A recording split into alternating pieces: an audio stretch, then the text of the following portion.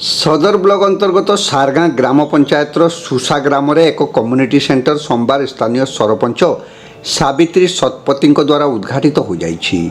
सूचना योग्य जे 2023-24 आर्थिक वर्ष में तत्कालीन मुख्यमंत्री नवीन पट्टनायक तांकर स्वतंत्र फंड्रु एथिपाई 4 लाख टंका मंजूर करथिले। दीर्घ दिन धरी स्थानीय युवक माने एथि निमंते तत्कालीन विधायक सुधांशु शेखर परिड़ा एवं सरपंच सावित्री शतपथी को दाबी जणाइथिले। आज सेमानक दाबी पूरण होइथिबारु सेमाने पूर्वतन मुख्यमंत्री नवीन पट्टनायक, पूर्वतन विधायक सुधांशु शेखर परिड़ा एवं सरपंच को धन्यवाद जणाइछन्ति। कार्यक्रम में कम्युनिटी सेंटर सभापति संदीप प्रधान, संपादक जितेंद्र प्रधान, पूर्वतन वार्ड सभ्य उमाकांत प्रधान, दैतारी दास, युवनेता सुशांत शतपथी, युवनेता लक्ष्मीधर स्वाई, रामचंद्र शतपथी, गंगाधर प्रधान, विश्वेश्वर प्रधान, नीलांबर प्रधान समेत बहु ग्रामवासी उपस्थित रहिथिले। तत्कालीन मुख्यमंत्री श्रीजुत नवीन पट्टनायक स्पेशल फंड रु जो 4 लाख टंका अनुदान पूर्वतन विधायक सुधांशु शेखर परिड़ा सहयोग आम सारगाँ पंचायत स्थित सुसा ग्रामर 8 नंबर वार्डर जो कम्युनिटी सेंटरटा 4 लाख टंकार अनुदान देते मु प्रथमे से विधायक एवं नवीन पट्टनायक को धन्यवाद देउछि एवं प्रभु जगन्नाथ पाखे अर्पण प्रार्थना करुच्ची तांको दीर्घायु करंतु।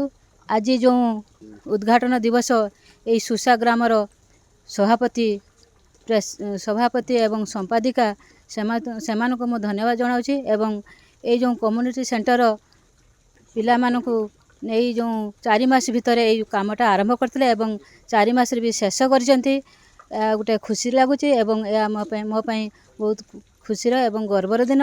धन्यवाद जनाऊँगी ये ग्रामवासी मानकु। पूर्वतन आमर जे मुख्यमंत्री थिले नवीन पट्टनायक तांको तत्वावधान कम्युनिटी सुसा कम्युनिटी सेंटर आमे लेखिकी देइथिलु। सी जहा हो ठाकुर कृपारू से सेटा को पास करे देइथिले।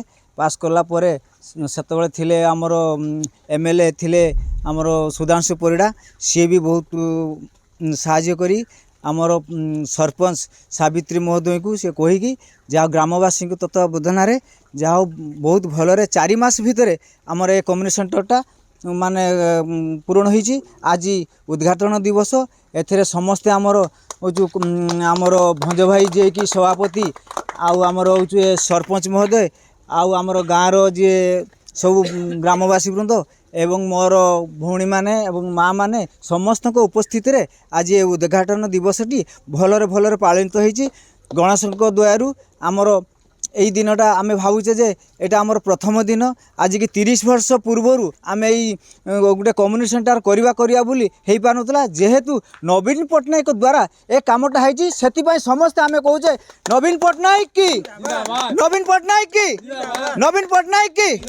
आउ आमर सरपंच महोदय सी भी बहुत चेष्टा करछंती। आउ मोर भज भाई आउ मोर जे ग्रामवासी वृंद आउ मोर भाई माने आउ आमर सुशांत शतपथी सी भी बहुत चेष्टा करके 4 मास भितर आमर एटा गोटे रेकर्ड करिछि। 4 मास भितर कम्युनिटी सेंटरटा आमर उद्घाटित आज होउछि।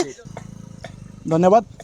मो सुशांत शतपथी सारगाँ ग्राम पंचायत सरपंच श्रीमती सावित्री शतपथी प्रतिनिधि हिसाब रे मु प्रथमे ए सुसा ग्रामवासी समस्त गुरुजन मानक प्रणाम जणाइबा सहित मोर सान मान शुभेच्छा। आज गणेश चतुर्थी उपलक्षे आमर प्रथम विद्यादाता प्रभु गणेश जे कि प्रथमे पूजा पाती। आज एक शुभ मुहूर्त से गणेश पूजा उपलक्षे आज ये जो कम्युनिटी सेंटर उद्घाटन होची मते बहुत खुशी लगुच, आनंद लगुच। कारण काम करिबार प्रयास मान्यवर पूर्वतन मुख्यमंत्री श्रीजुत नवीन पट्टनायक जानिचंती एवं तांको सहित सहयोगर हाथ बढ़ाई आमर पूर्वतन विधायक रेमुणा गोविंद आमर सुधांशु शेखर परिड़ा महोदय एवं तांको सहित आमर सरपंच एवं मु कही रखे ए काम एक घड़ी संधि मुहूर्त आरंभ होता एवं तार समापन होईची। तापरे विशेष धन्यवाद देवी एत प्रथम आम आसलु युवक संघर पिला माने आमको दाबी उपस्थापन करते आमर गोटे निहाती गोटे क्लब घर दरकार। आमर दीर्घ 30 वर्ष है आम ये क्लब आम ना आम बड़ हैरान होचु। ठीक अच्छे आज आमर 2 वर्ष भितर आम सरपंच मान पीरियड आम एटा सफल करके देखु तेणु यह प्रभु जगन्नाथंकर विश्वास आशा भरोसा आम आज यह करूँ आ सबुठ बड़ कथा है ग्रामवासी सहयोग मु ए ग्राम प्रथमतः मु पंचायत निर्वाचन रे मु प्रथम मीटिंग करी तेणु मु सुसा गाँव में प्रथम काम आरंभ करी तेणु यह मोर उद्देश्य थिला ए गाँ किभली भाव एक समृद्ध हम एवं ए सारगा पंचायत गोटे माने विकास रूपरेख एवढी स्टार्ट हम तेणु मु पुनर्बार मु ए ग्रामवासी मान समस्त धन्यवाद जनाऊँगी एवं आज तार शिलान्यास थिला ना उद्घाटन थिला उद्घाटन दिवस रे समस्त सहयोग कर समस्त सहयोगी मानक धन्यवाद देउछि। जय जगन्नाथ।